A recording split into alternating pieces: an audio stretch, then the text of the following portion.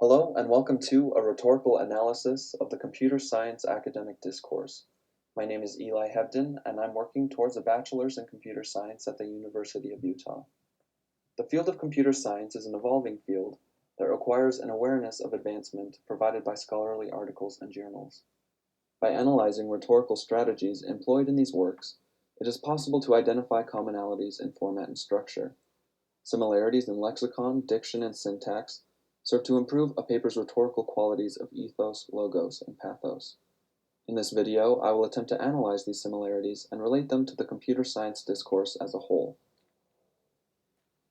Computer science can be broadly defined as the science that deals with the theory and methods of processing information in digital computers, the design of computer hardware and software, and the applications of computers. The many different subdisciplines in computer science include fields such as mathematical foundations, algorithms and data structures, and artificial intelligence. Within these subfields exist even more specific topics like coding theory, machine learning, and computer architecture. For the purposes of this video, I have selected 3 peer-reviewed academic articles published by different journals from different subdisciplines. Looking at articles from different subfields will help gain a more representative insight into the discourse. The first article, based in language engineering and published by the Journal of Computer Science, is titled Biometric Gait Recognition Based on Machine Learning Algorithms. The second article, published by Information Sciences, is titled Abstracting Massive Data for Lightweight Intrusion Detection in Computer Networks. This article focuses on data reduction and computer security. The third and final article is titled Software Language Engineering in the Large, Towards Composing and Deriving Languages, and was published by Computer Languages, Systems, and Structures.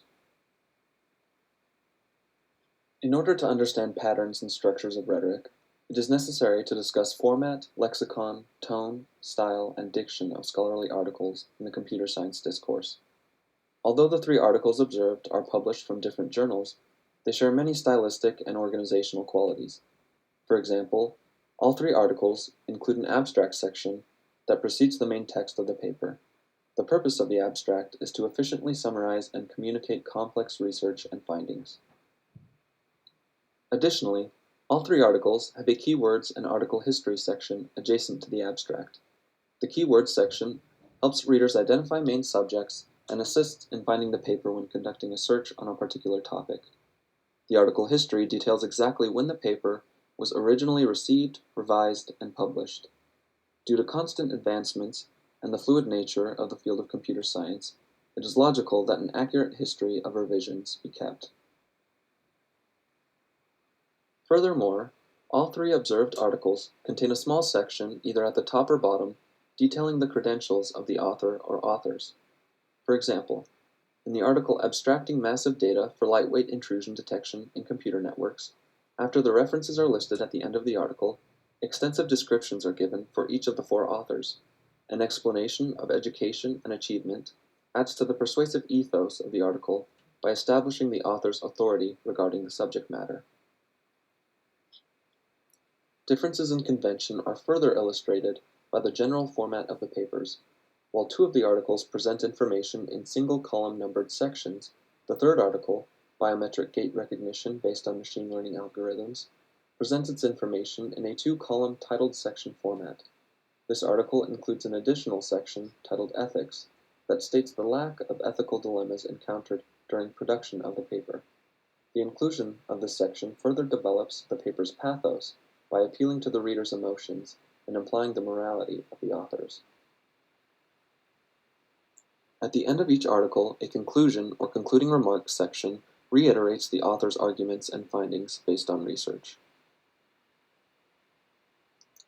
In addition to the conclusion, 2 of the articles include an acknowledgement section that explicitly thanks contributing fellowships, foundations, grants, and so forth that assisted in research and publishing. This final section creates an association between the authors and the accredited institutions to further the paper's ethos. Each of the articles contain visual components such as graphs and charts. These charts are presented in a logical order that reinforce the findings of conducted research. These graphical elements improve the article's logos by providing scientific evidence. In the main body of the articles, the authors develop logos by making a statement and then supporting those statements with scientific findings and graphical evidence. Evidence is reinforced further by the substantial use of references. The authors present information in an objective way that avoids personal bias and emotive language. Arguments are made by outlining cause and effect, as opposed to the inclusion of personal belief and opinions. This is why the pronoun I is generally avoided. In the field of computer science, and science in general, it is crucial to establish credentials, outline a hypothesis, present research and experiments in a logical and visual way, and compare actual to hypothesized results. The rhetorical language in the three selected articles reflect this structure by relying primarily on appeals to ethos and logos in order to create a scientific tone. However, authors often include an introductory appeal to pathos in order to draw the reader in and illustrate the importance of the subject matter. For example, in abstracting massive data for lightweight intrusion detection in computer networks, the authors begin with the statement, "The importance of computer network security is growing with the pervasive involvement of computers in people's daily lives and in business processes within most organizations." To summarize, scholarly articles in the computer science discourse often satisfy these expectations. They present thoroughly conducted research in a logical way and describe claims and findings with graphical aids. They provide clear analysis of what the research means and how it pertains to a claim or argument. They use an objective tone in order to communicate facts. And finally, they provide an analysis and conclusion, restating opening remarks and arguments. Upon examination of these three articles, common features of publications in the field of computer science can be established. Although three articles may not be completely representative of a field as broad as computer science, they assist in identifying features necessary to create a convincing and thorough publication. Although each author had a unique approach to conveying thoughts and information, employing variations in structure, all articles share a scientific tone and similar syntax. A solid foundation of credentials, references, data, and research all contribute to the rhetorical strength of an article. It is this consistency that has perpetuated the credibility and advancement of computer science in the modern world.